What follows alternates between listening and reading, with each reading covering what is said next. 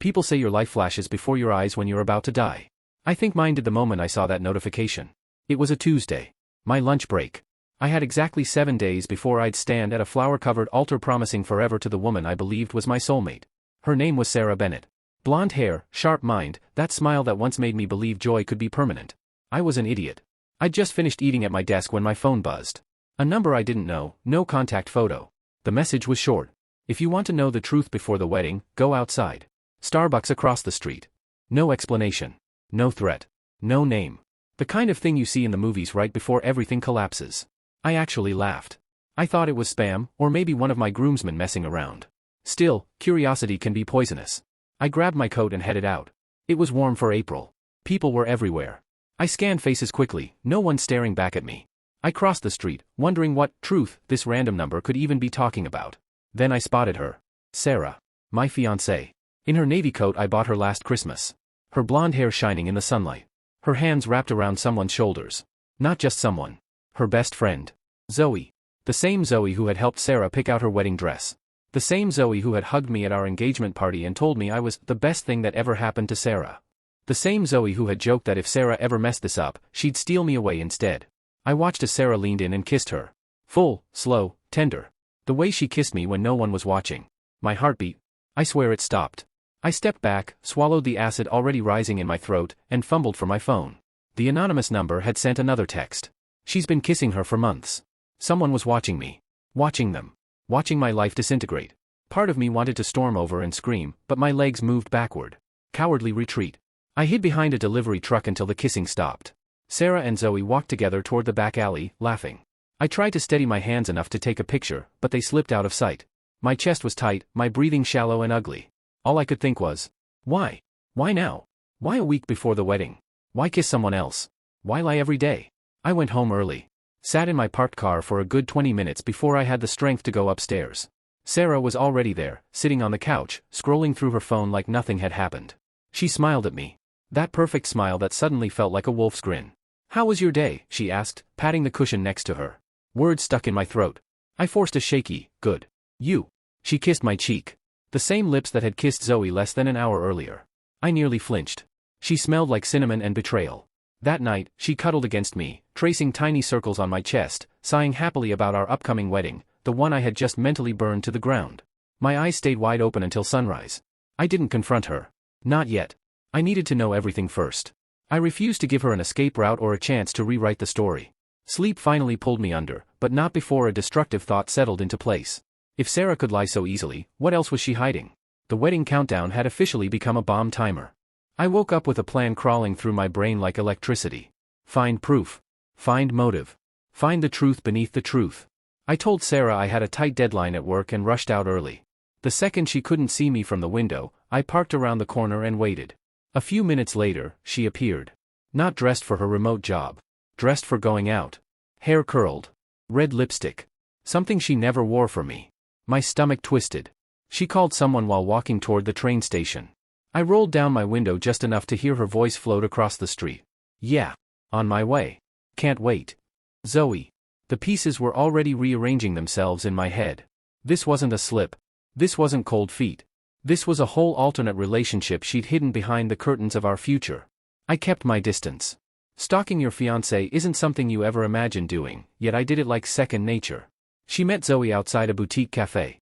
They hugged like lovers reunited after war. No boundaries. No guilt.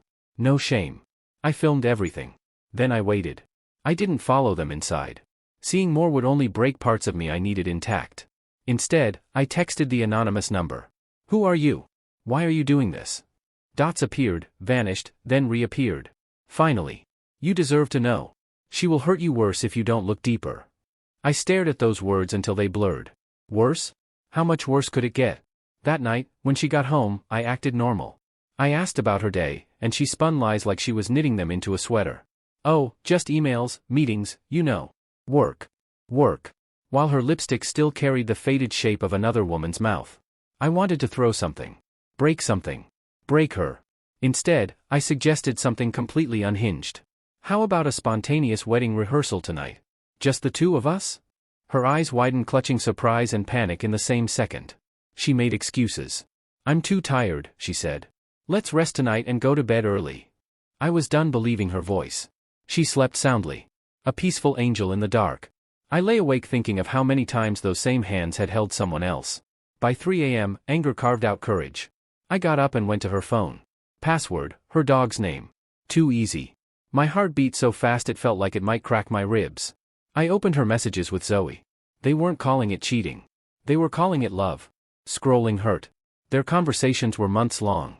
Zoe sent flirty texts at 2 a.m. Sarah sent pictures of outfits she said she only wore for me. They had petty fights followed by steamy makeup sessions. They had dates. Plans. A future. My name was occasionally sprinkled into their talks like an inconvenience. As if I were the ghost cluttering their happiness. Then I saw the message that turned betrayal into humiliation. I can't wait for the honeymoon, the perfect time to tell him. Then it's just us. Tell me what? I went still. Cold. There was something more. I kept scrolling. Messages got uglier. Zoe. You'll be married to him on paper. That will make everything so much easier. Sarah. Exactly. He'll handle the bills while we travel. Zoe. A free house, a bank card, and you get to sneak into my bed every night instead of his. Dream life. Sarah. He's boring. Weak. Clueless. He'll never notice anything. My ears rang. Weak. Clueless. This wasn't love. It was strategy. She didn't want to leave me. She wanted to use me. My wedding wasn't about love at all. It was a business deal. I backed away from the phone like it was radioactive. Rage blurred my vision. I had everything I needed to destroy them. But revenge is an art, not an explosion. That night, I held her tight when she rolled into my arms, like the perfect fiancée. Because true revenge requires patience. Only one thing bothered me before I fell asleep. Why had the anonymous messenger warned me? Who else knew?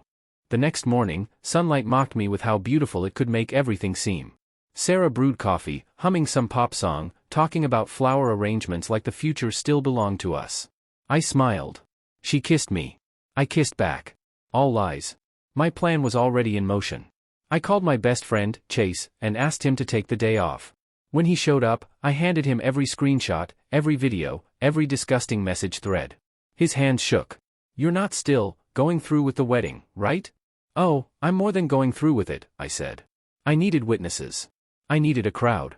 I needed the exact place she thought she'd conquer me, the altar, to become the stage where she would fall apart. Chase understood instantly. He hugged me, and I almost cried. Rage is easy. Hurt is harder.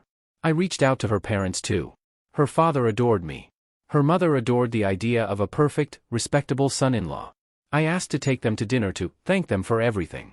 I showed them the evidence. Her mother sobbed quietly into her napkin. Her father's face turned the color of betrayal. He whispered, "Son, you don't deserve this." No one does. He offered to call her. To cancel everything. To disown her if I wanted. I refused. Not yet. I need her to see what she destroyed, I said. He nodded slowly, but there was a storm behind his eyes. That night, I booked a private investigator. If she could lie about love for 6 months, she could lie about what she did when she said she was grabbing groceries, or staying late at work, or just tired. The PI didn't take long. On Thursday, 5 days before the wedding, he followed Sarah and Zoe to a hotel. They checked in together. They used a room booked under Sarah's name. He sent pictures. Sarah wearing the lingerie I bought her for Valentine's Day. Zoe wrapped around her like a snake. Every new proof felt like a nail I hammered into the coffin of who I used to be. The anonymous number texted again. Be careful. She lies like it's breathing. Remember that. I sent one back. Why warn me? Because I was her secret once, too. My skin crawled. How many others? How deep did this rot go? Friday evening, a group of us, me, Chase, her parents, crafted invitations. One extra special invitation for Zoe. It looked identical to the others, but hers was bait. A front row seat. Reserved. Sarah thought I was adding sentimental touches for our perfect day. She hugged me, thanked me, kissed the back of my neck. Puppet strings disguised as affection.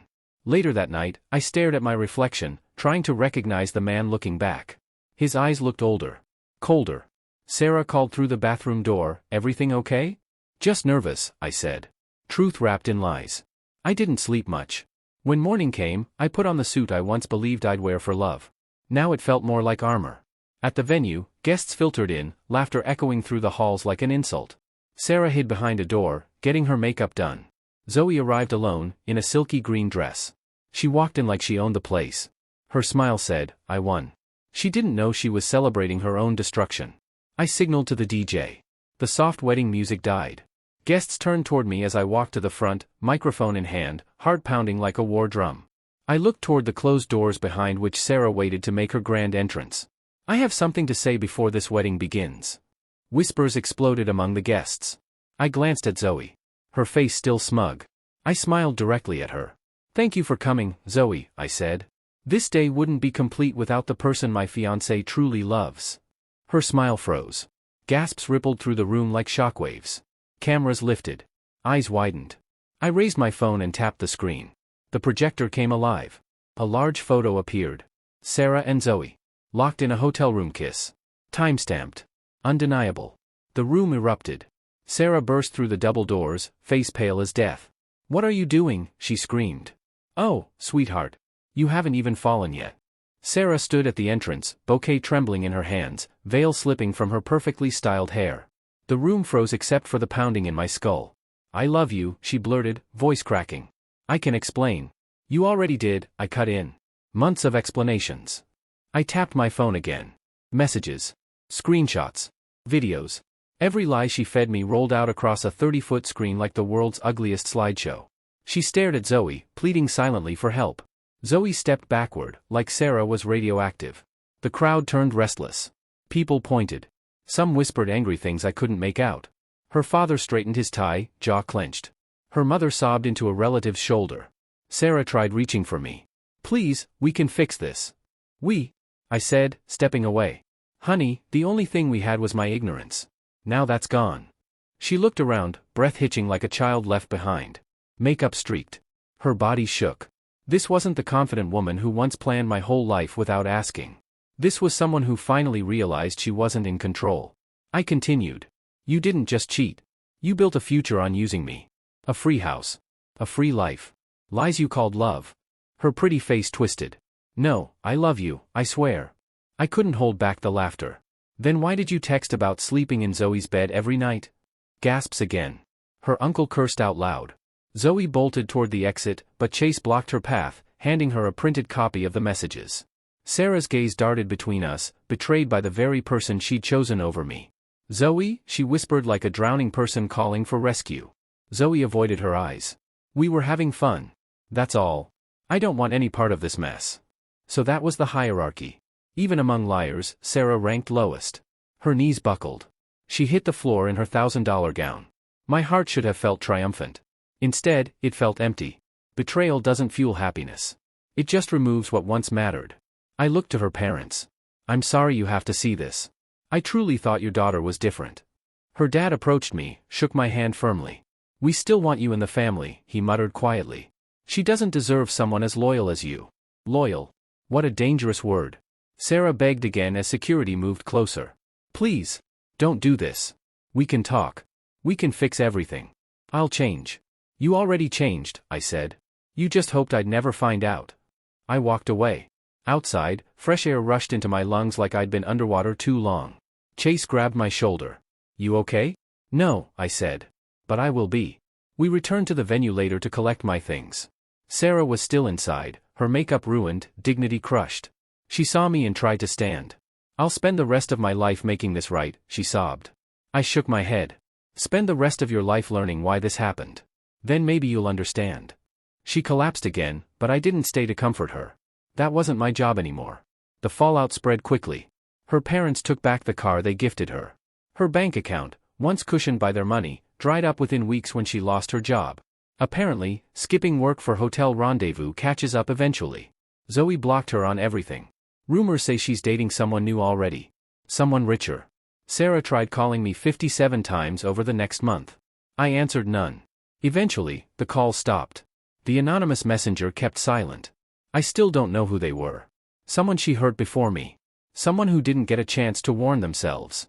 One day at a bar, I watched a newly engaged couple laughing, planning their future. It didn't hurt. Not anymore. It reminded me that the right love makes you feel like the safest place on earth. Mine had been a setup dressed as a fairy tale. Eventually, I moved across the country. I met new people. Made new memories. Learned to trust myself again. I kept one thing from the wedding. The suit. Not because it symbolized love. Because it symbolized survival. I would never again be the man who believed lies just because they were wrapped in affection. Sometimes, late at night, I imagine what my life would look like if I hadn't received that anonymous text. If I had married her. If I had come home every night to a performance instead of a partner. I owe that stranger everything. They saved me from the worst kind of prison. One with wedding bands for chains. I hope Sarah eventually finds a version of love that doesn't require a victim. As for me, I didn't get married that spring. I got free.